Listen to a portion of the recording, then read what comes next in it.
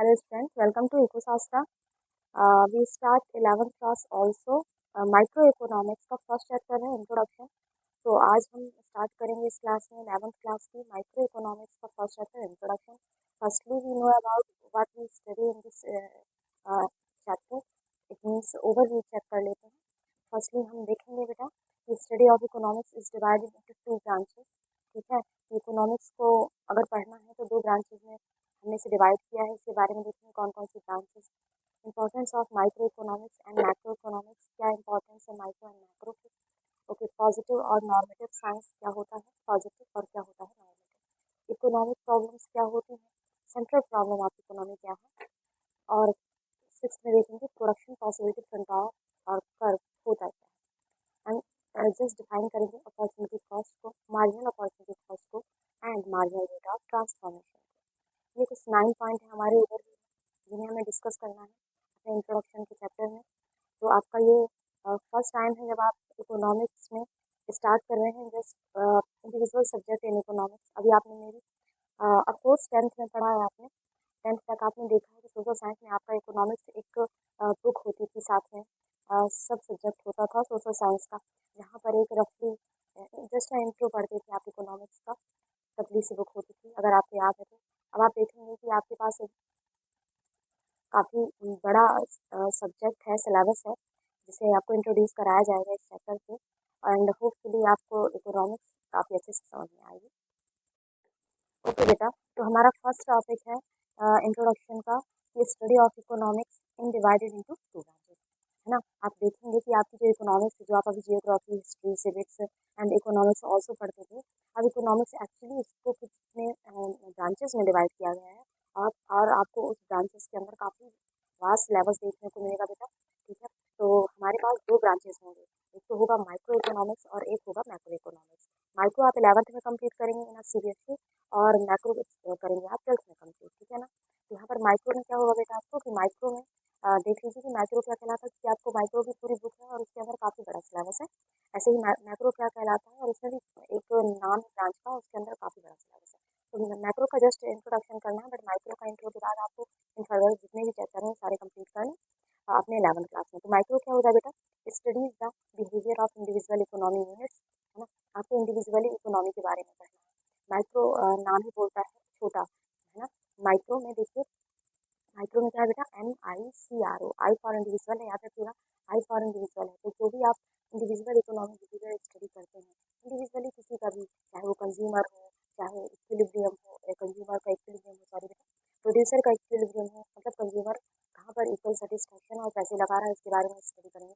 Producer कहाँ पर पैसे और प्रॉफिट कमा रहा है, इक्वल है, तो प्रोड्यूसर इक्विलिब्रियम के बारे में. और देखेंगे कि प्रोडक्ट प्राइसिंग कैसे होती है, फैक्टर प्राइसिंग कैसे होती है.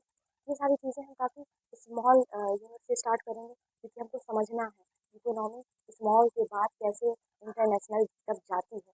तो अचानक से हम सीधे फॉरेन ट्रेड नहीं करने लगेंगे, सीधे ही सीधे हम एकदम से इन्वेस्टमेंट और सेविंग में नहीं पहुँच जाएंगे. हम देखेंगे पहले कि एक कंज्यूमर का क्या बिहेवियर होता है, प्रोड्यूसर का क्या बिहेवियर होता है, मार्केट में किस प्रकार डिमांड एंड सप्लाई का फ्लक्चुएशन होता है. ये सारी चीज़ें आप माइक्रो में करेंगे. माइक्रो इकोनॉमिक्स को और क्या कहते हैं बेटा, प्राइस थ्योरी कहते हैं. माइक्रो इकोनॉमिक्स का दूसरा नाम है प्राइस थ्योरी. और आप यहाँ पर पढ़ेंगे कंज्यूमर का इक्विलिब्रियम, प्रोड्यूसर का इक्विलिब्रियम, प्रोडक्ट प्राइसिंग करेंगे, फैक्टर प्राइसिंग करेंगे. ओके, इसके बाद है मैक्रो इकोनॉमिक्स. मैक्रो इकोनॉमिक्स क्या होता है बेटा, study the behaviour of our economics as a whole. अब बेटा आपको क्या है, वहाँ पर छोटा छोटा पढ़ा आपने, स्मॉल स्मॉल यूनिट्स पढ़ी, उन्हीं स्मॉल यूनिट्स का कह लीजिए एग्रीगेट है. क्या है, एग्रीगेट है. और वही सब बन करके बड़ा बनता है, होल बन जाता है. होल इकोनॉमी के बारे में स्टडी होगी, यहाँ पर होल इकोनॉमी के बारे में स्टडी होगी. और यहाँ पर हमने की थी इंडिविजुअल इकोनॉमी यूनिट्स के बारे में. ठीक है ना. आई फॉर इंडिविजुअली था और एक और एग्रीगेट है, वही इंडिविजुअल टुकड़े टुकड़े करके साथ में आ गए. और आज हम इसकी स्टडी मैक्रो में करेंगे. इट मीन्स आप 11th में तो छोटी छोटी यूनिट्स पढ़ते रहेंगे. फ्री नॉलेज के बाद आप फोर्थ ट्वेल्थ में चले जाएंगे, और ट्वेल्थ में जाने के बाद आप इसको एग्रीगेट कर देंगे. क्या कर देंगे, एग्रीगेट कर देंगे, समाप्त कर देंगे. ओके, एग्जाम्पल में देखिए किसके बारे में स्टडी होगी मैक्रो में. नेशनल इनकम पढ़ेंगे बेटा, कि पूरा देश कमा रहा है ना. तो हमारे नेशन की इनकम क्या है ना. एग्रीगेट डिमांड क्या होती है, पहले तो नॉर्मली आप देखेंगे इंडिविजुअली डिमांड माइक्रो में, उसके बाद आप देखेंगे एग्रीगेट डिमांड क्या होती है, एग्रीगेट सप्लाई क्या होता है, जनरल प्राइस लेवल के बारे में बात होगी, इन्फ्लेशन के बारे में बात होगी. काफ़ी बड़े बड़े मुद्दे दिखेंगे आपको यहाँ पर, क्योंकि आप छोटी छोटी चीज़ें समझ चुके होंगे 11th क्लास में. अच्छा, ना माइक्रो को तो कहते हैं प्राइस थ्योरी. क्या कहते हैं, प्राइस थ्योरी कहते हैं। तो मैक्रो को भी तो कुछ कहते होंगे, मैक्रो को कहते हैं बेटा इनकम एंड एम्प्लॉयमेंट थ्योरी। क्या कहते हैं? थ्योरी ऑफ या फिर इनकम एंड एम्प्लॉयमेंट थ्योरी और theory of income and employment. तो इनके दो नाम भी आपको पता चल गए। आगे चल के आप जितना भी इकोनॉमिक्स लेके जाएंगे आपको और चीज़ें भी पता चलेंगी, और क्या कहते हैं और क्या कहते हैं। ठीक है, लेकिन अभी अचानक से हम उसे कठिन न बना करके बहुत ही सरल तरीके से पढ़ेंगे तो इंटरेस्ट भी बढ़ेगा और जल्दी से हम उसे ग्रेड कर पाएंगे। ओके, तो प्राइस थ्योरी कहते हैं माइक्रो को और इसे कहते हैं theory of income employment. Okay बेटा, अब आप माइक्रो के बारे में समझ गए कि माइक्रो क्या होता है एंड मैक्रो क्या होता है। इसकी जो इंपॉर्टेंस है उनको डिस्कस कर लेते हैं। एक्चुअली ये डिफरेंसेस नहीं है, इंपॉर्टेंस है। तो मैंने माइक्रो के इंपॉर्टेंस एक साइड लिख दिए हैं और मैक्रो के भी इस साइड पे लिख दिए हैं। ठीक है, तो माइक्रो और मैक्रो के इंपॉर्टेंस देख लेते हैं बेटा। माइक्रो और मैक्रो का जो डिफरेंस है वो भी है मेरे पास, बट मैं अभी इंपॉर्टेंस डिस्कस कर लेती हूँ। और मैक्रो और माइक्रो के बारे में जब ओवरऑल सब कुछ पता चल जाएगा तो आप खुद ही डिफ्रेंशिएट बिटवीन माइक्रो और मैक्रो आसानी से कर पाएंगे। आपको वहाँ पर एक बोझ नहीं है कि भाई मुझे पढ़ना ही पड़ेगा तो टेबल के अंदर ये नहीं है। आप खुद ही उस चीज़ को बना सकते हैं। तो माइक्रो की बात करेंगे पहले कि माइक्रो की इंपॉर्टेंस क्या है कि ना formulating economic policy which enhance productivity, efficiency and result in a better social welfare।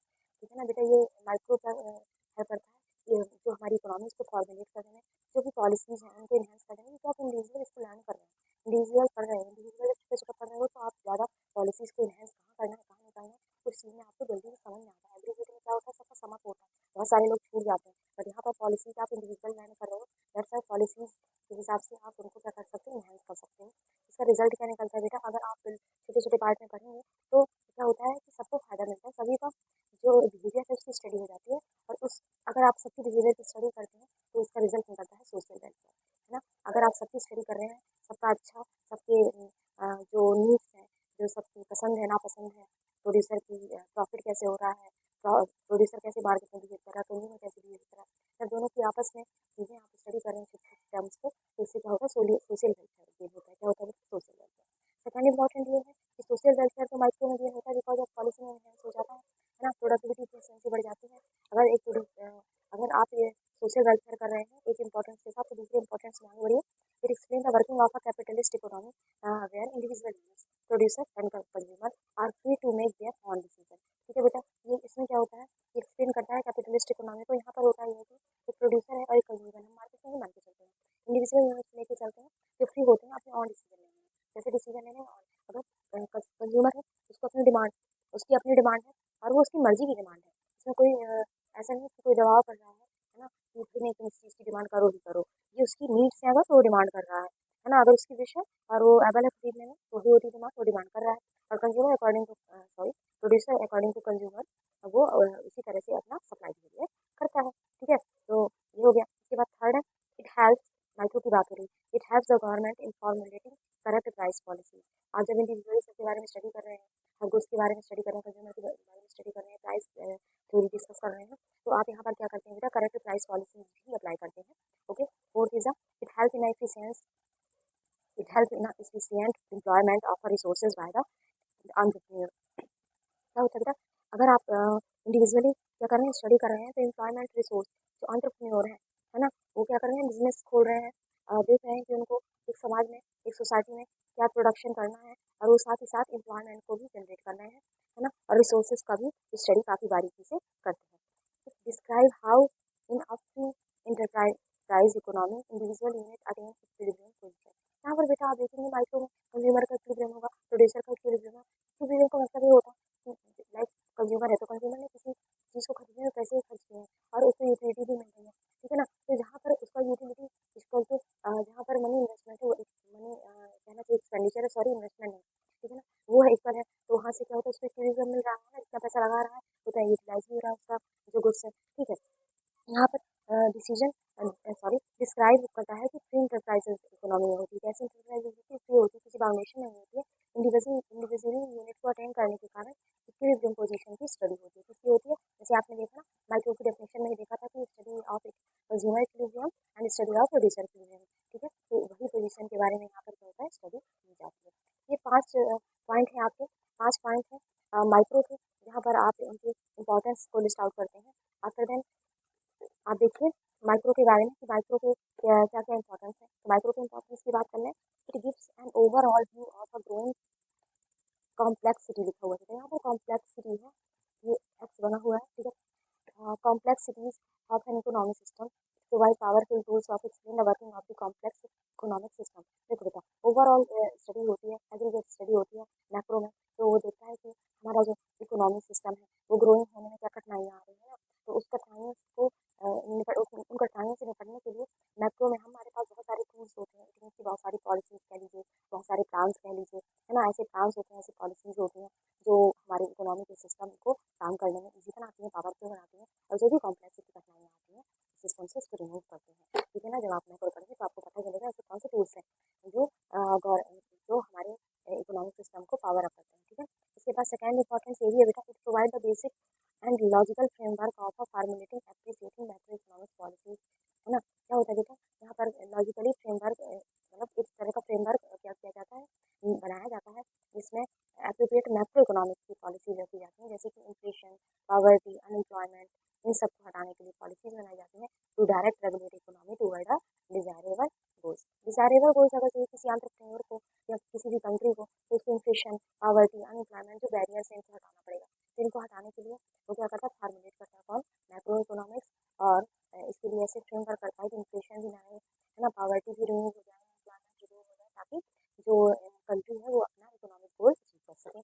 इसके बाद it help in analysing the season sorry it help in analysing the reason of economic fluctuation and provide remedy. बेटा, कभी भी economy एक जैसी नहीं चलती है, फ्लक्चुएट होती रहती है, कभी इन्फ्लेशन आ जाता है, कभी डिप्रेशन आ जाता है, ठीक है ना, ऐसी चीज़ें चलती ही रहती है, जिसके कारण क्या होता है, बहुत सारे लोगों को नुकसान होता है। इन्फ्लेशन आता है तो जो पैसे खर्च कर रहा है उसको नुकसान होता है ना, डिप्रेशन आता है तो जो पैसे इन्वेस्ट कर रहा है उसको नुकसान हो रहा होता है। ऐसे अलग अलग चीज़ें अलग अलग होती हैं, किसी ना किसी को लॉस होता रहता है। जो इकोनॉमी में अगर फ्लक्चुएशन ज़्यादा आता है तो वो एक अच्छी कंडीशन नहीं मानी जाती है, जिसके कारण क्या होता है, मैक्रो इकोनॉमिक्स इन सब की स्टडी करता है कि इतने सारे जो फ्लक्चुएशन आ रहे हैं, तो क्यों आ रहे हैं, और उनकी रेमेडी अगर क्यों पता चल जाता है तो उसमें सुधार लाया जाता है। ठीक है, तो आप अपने मैक्रो में जो तीन इंपॉर्टेंट हमने डिस्कस किए हैं, इसके मैक्रो इकोनॉमिक्स जब आप रियल में पढ़ेंगे इन 12th में, तो आपको पता चल जाएगा ये remedies how to work. Okay, ये हो गए आपके important student. Okay, student next is differentiate between micro economics and macro. Micro और मैक्रो का एक्चुअली जो आपको पेज दिख रहा है, इंट्रोडक्टरी मैक्रो इकोनॉमिक्स लिखा हुआ है, ये आपके 12th में भी इसके डिफरेंस दे रहे हैं, इसीलिए मैं उन्हीं डिफरेंसेस को रीड आउट करके आपको समझा देती हूँ, क्योंकि सेम ही डिफरेंसेस होते हैं, है ना, तो ये आपकी जो डिफरेंस है ये फर्स्ट लेसन ऑफ मैक्रो में भी है और माइक्रो में भी है। तो मैं आपको समझा देती हूँ, यहाँ पर इंट्रोडक्टरी मैक्रो इकोनॉमिक्स पढ़ के आपको कंफ्यूज नहीं होना है।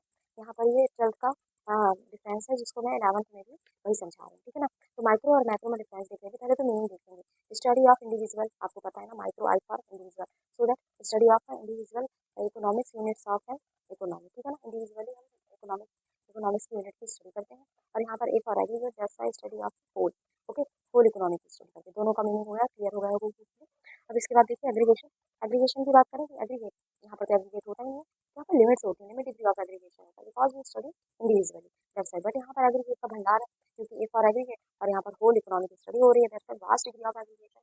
और इंडस्ट्री, नेशनल इनकम, सारी नेशनल इनकम वगैरह किसी इंडिविजुअल एरिया, इंडिविजुअली कस्टमर का सॉरी इनकम स्टडी करके नेशनल इनकम कंसिडर नहीं कर सकते। Even whole nation of income study करने के बाद नेशनल इनकम कैलकुलेट होती है, तो यहाँ होल आ रहा है, एग्रीगेट आ रहा है, यहाँ पर वास्ट डिग्री ऑफ एग्रीगेट होता है, यहाँ पर लिमिट डिग्री ऑफ एग्रीगेट होता है, because we study out individual, और यहाँ पर तो भरा ही पड़ा हुआ है। Okay, next is central problem. Central problem की बात करें, अभी आप सेंट्रल प्रॉब्लम पढ़ेंगे, हालांकि 11th क्लास के अभी नेक्स्ट अभी इसी चैप्टर पे आप पढ़ेंगे नेक्स्ट टॉपिक पे। Okay, so central problem, it deals the central problem of allocation of resources and related principle and policies. आप देखें बेटा, स्कार्सिटी ऑफ रिसोर्सेज है, एंड दैट्स व्हाई कौन से रिसोर्सेज को कहाँ पर एलोकेट करें, है ना, उनको कहाँ पर फिट करें, ताकि नीड्स भी पूरी हो जाए और रिसोर्सेज भी फ्री यूटिलाइज हो जाए। तो ऐसी कुछ सेंट्रल प्रॉब्लम से निपटने के लिए रिसोर्सेज का एलोकेशन किया जाता है, और बहुत सारी प्रिंसिपल और पॉलिसीज को लागू लागू किया जाता है।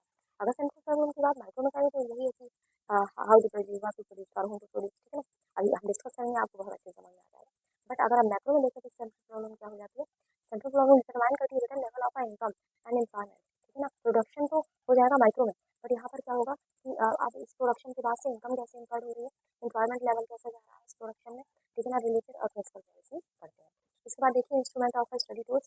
हम अगर माइक्रो को पढ़ रहे हैं तो इसमें कौन से टूल्स हैं स्टडी के, और मैक्रो पढ़ रहे हैं तो क्या main main tools are demand and supply. जैसे डिमांड एंड सप्लाई काफी मेन है आपके माइक्रो में, जिसको पढ़ेंगे और उसको एज अ टूल्स भी कंसिडर किया गया है। मेन टूल्स यहाँ पर aggregate demand, because of this is aggregate, this is individual, तो आप डिमांड एंड सप्लाई ओनली पढ़ेंगे, और यहाँ पर aggregate demand and aggregate supply पढ़ेंगे। डिटरमिनेंट क्या है, determinant criteria determinant to solve problem. यहाँ पर प्राइस को हम मुद्दा बना बना के चलते हैं और हर प्रॉब्लम का सॉल्यूशन डिमांड में भी डिमांड पढ़ोगे तो प्राइस के साथ रिलेट करोगे, सप्लाई पढ़ोगे तो प्राइस के साथ रिलेट करोगे, दैट्स व्हाई डिमांड डाउन हो रही है, आपको रेट ऑफ सप्लाई के हिसाब से आएगी, ठीक है ना। तो प्राइस को आप एक तरह से एक सेंट्रल पॉइंट मान सकते हैं, ठीक है ना। लेकिन यहाँ पर क्या है, डिटर्मिनेंट्स इनकम है, क्या है, इनकम है, जहाँ पर इनकम ही है जो प्रॉब्लम को सॉल्व करेगी, थी यहाँ पर प्राइस है जो प्रॉब्लम को सॉल्व कर रहा है। अल्टरनेटिव नेम क्या है, हमने वैसे तो अभी जब हमने ये मीनिंग पढ़ी थी, इसकी तो प्राइस थ्योरी कहते थे और इसको क्या कहते थे, theory of income and employment कहते थे। ये आपका डिफरेंस हो गया बेटा, ठीक है ना, ये सारा का सारा आपका डिफरेंस हो गया और हमने इसको डिस्कस कर लिया, होपफुली आपको अच्छे से समझ में आता होगा। नेक्स्ट पॉइंट से हम डिस्कस करेंगे दूसरे पार्ट में, और हम कोशिश करेंगे कि नेक्स्ट पार्ट में हमारा ये चैप्टर कम्प्लीटली डिस्कस हो जाए with handwritten notes. Thank you student.